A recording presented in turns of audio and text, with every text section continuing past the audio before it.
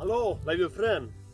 Vandaag ga ik hier een stap zijn. Vandaag wil ik zeggen, besonders die mensen die zeggen, we zijn Christ, maar dat leven bewijst dat niet. Ik wil zeggen, stap. Laten we mal stappen.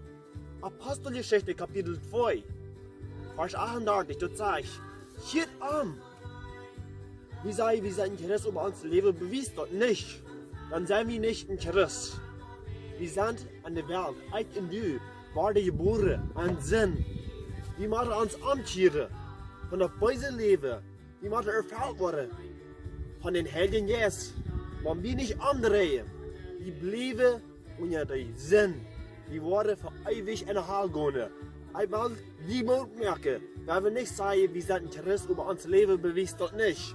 Wenn wir umkehren und uns erfüllen lassen von den Heiljen Jeist, dann wie kann ich sagen, wir sind Kind Gottes, wir sind wahre geboren, wir sind ein neuer Mensch. Ich will die Mut merken, weil wir ein neuer Mensch werden.